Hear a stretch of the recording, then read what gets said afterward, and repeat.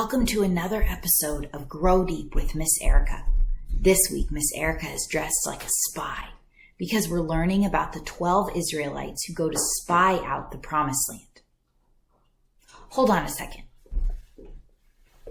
Hello? What? No, I can't come to Chick-fil-A right now. I'm on a mission. Okay, abort! Wow. That was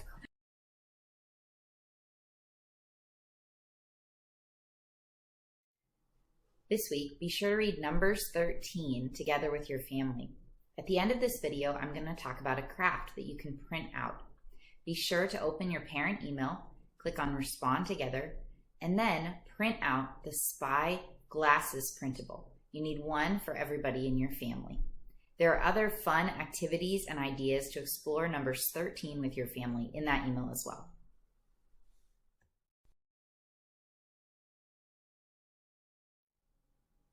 The Israelites are finally ready to leave Mount Sinai. God said, it's time to go. It's time to go into your new home.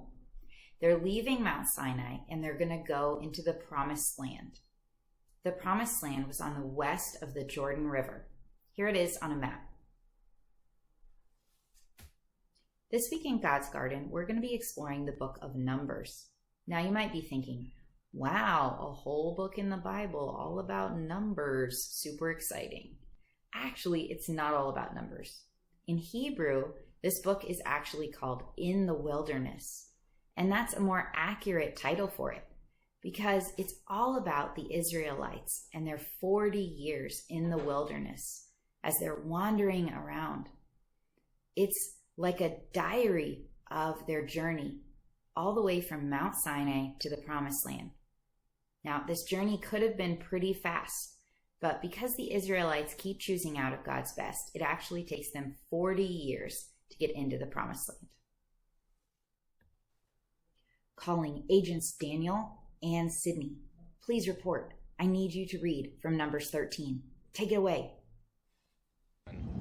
Numbers 13, 1 through 3.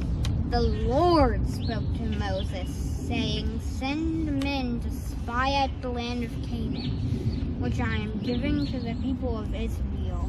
From each tribe of their fathers you shall send a man, every one a chief among them. So Moses sent them from the wilderness of Paran, according to the command of the Lord, all the men who were heads of the people of Israel. Thanks, guys. God tells them to go and spy out the land, to explore it. God tells Moses to send one man from each tribe as a spy into the Promised Land. God has already told them that it is a good land and that he will give it to them. But now he wants them to see it with their own eyes. When the 12 spies get there, they do see how awesome it is. There is this amazing fruit everywhere. They describe it as being so lush that it's flowing with milk and honey. They even bring back some grapes from the Promised Land. The Bible says that one cluster of grapes was so big that 2 grown men had to carry it on a pole.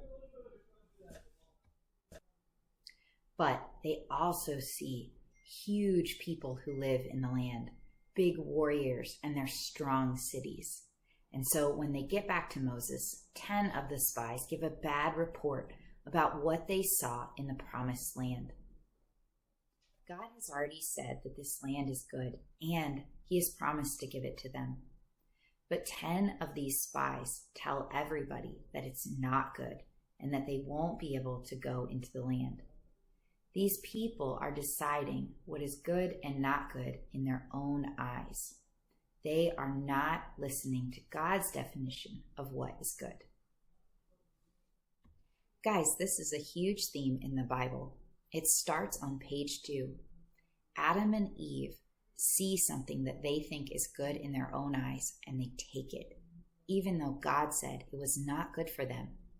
And this pattern repeats over and over again in the Bible. People decide what is good and not good in their own eyes, instead of listening to God's definition of what is good. This pattern keeps repeating. We like to think that we know best, that we should be able to decide how to live our own lives and what we should get to do. We do things that are fun or easy, and we avoid things that are hard or scary or uncomfortable. But we are not created to decide what is good and not good. Just because something looks good to us doesn't mean it is good.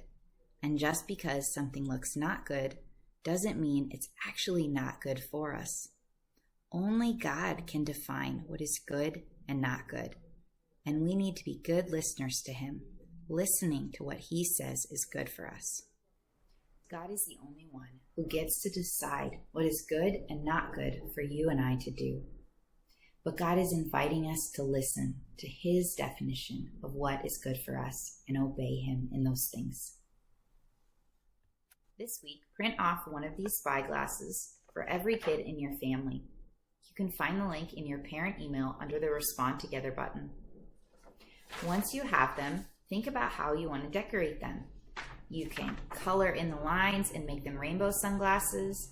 You can rip up construction paper and make a collage. Or you can do what I'm going to do. I got some tin foil from my kitchen, and I'm going to rip it up and glue them all over so it makes my shades really shiny and reflective, just like real sunglasses.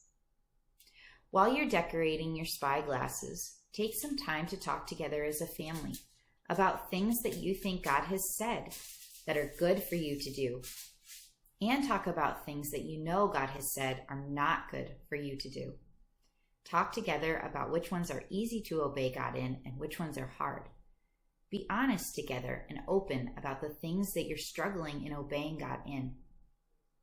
Is there something God is asking you to obey Him in that He has said is good, but you're afraid to obey Him in? Talk together as a family about the things that God has said are good and not good for you to do. You can talk while you're decorating your spyglasses together. If you want, you can take a picture of yours when you're done and email a picture to me. I would love to see them. All right, guys, it's been so fun hanging out with you. Thanks for watching another episode of Grow Deep with Miss Erica. I can't wait to see you guys on Sunday. We'll be in Marshall High School at 10:30 a.m. in Tysons and at the Doubletree Hotel in Pentagon City at 11 a.m. Wherever you end up on Sunday, I can't wait to see you there. Bye!